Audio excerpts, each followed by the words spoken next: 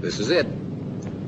This is the B-29, the plane you've been waiting for. And it was worth waiting for. It's the biggest, fastest, mightiest heavy bomber in the world. It can travel farther and higher than anything else on wings. It has a pressurized cabin, permitting high-altitude flight without oxygen masks. It has 5 remotely controlled, electrically driven turrets, each carrying twin 50s, with a 20-millimeter cannon added to the turret in the tail.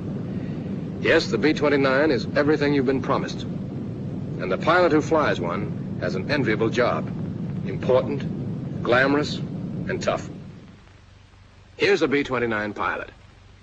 He's measuring the distance between pin centers on the left landing gear. This part of the job isn't so glamorous. But it's the pilot's responsibility to make sure that everything on this biggest bomber in the world works properly. If you were a B-29 pilot, here's exactly what you'd have to do before an operational flight. Check the nose wheel. See that the tires are inflated to 45 to 50 pounds per square inch. While measuring the pressure, look over the tires for general condition also. Watch out especially for cuts or signs of serious wear. One of the ground crew will replace the dust covers, but you're still responsible for his work. After you've measured the pressure in both tires, give the gear a visual check. The strut should be clean, with a clearance between pin centers of 10 inches. And the shimmy damper must be full. That's important.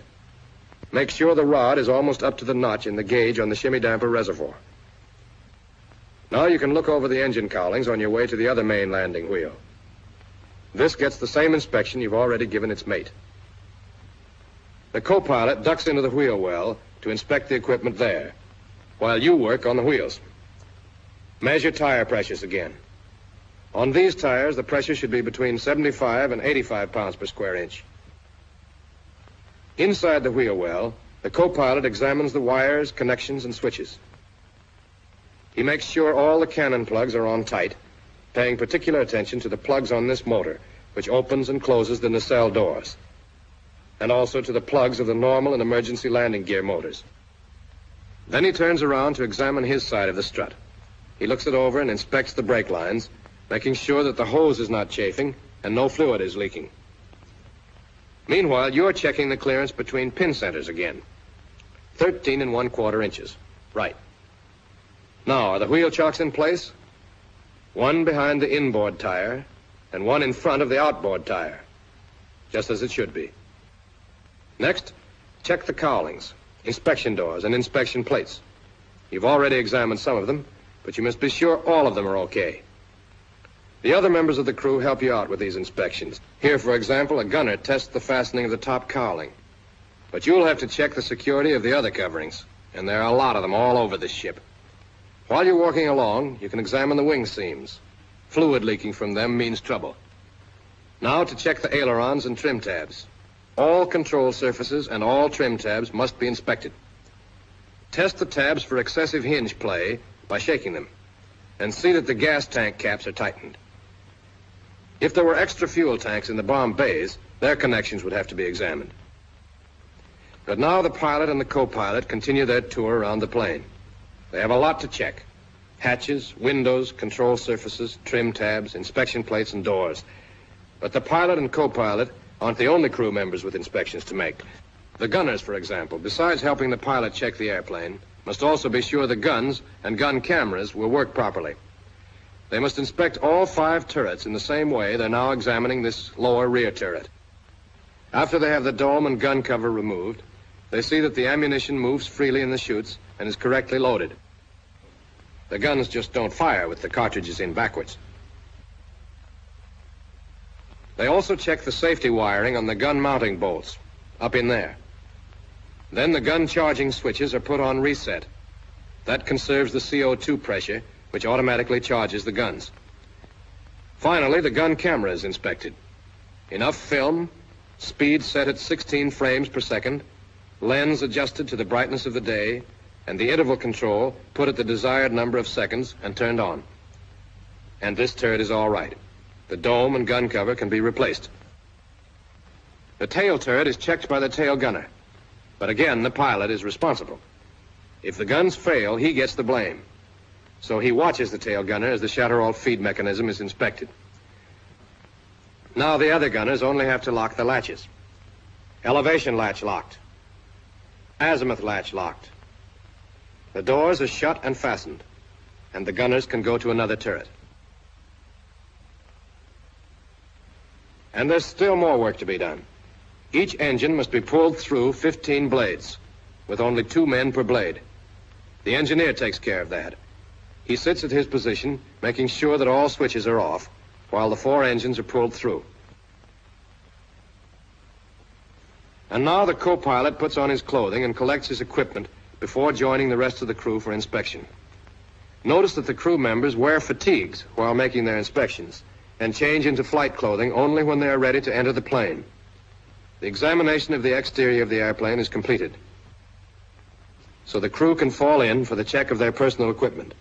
That's the last item of the before entering the airplane part of the procedure. And it's strictly the pilot's job. Your job. You are responsible for the men as well as the plane. If they fail, you're at fault. Each crew member must have his electrically heated flying clothing, parachute, oxygen mask, knife, a quart of water, and Mae West. Steel helmets and flak vests are already inside the ship at the positions. Apparently, these men are completely equipped. But don't think they only have to climb into the ship and fly away. There's a lot yet to be done. Let's go along with the pilot again and see what he has to do to take a B-29 into the air.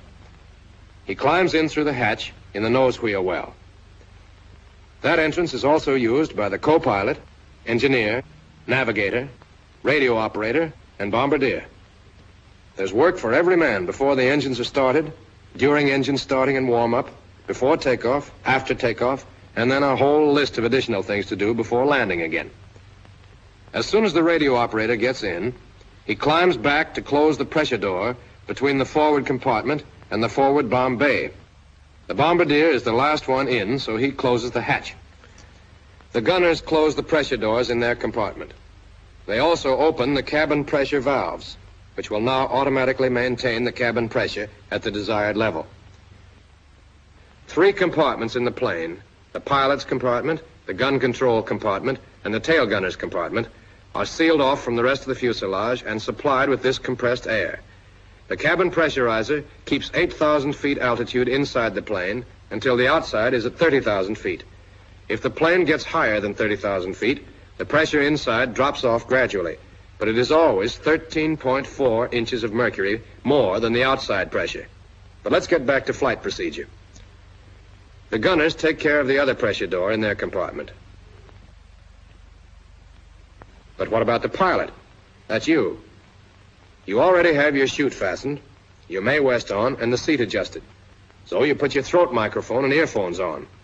If you put the mic on first, you won't get so badly tangled in the wires. Don't forget to plug in your disconnector cord. Now to start work.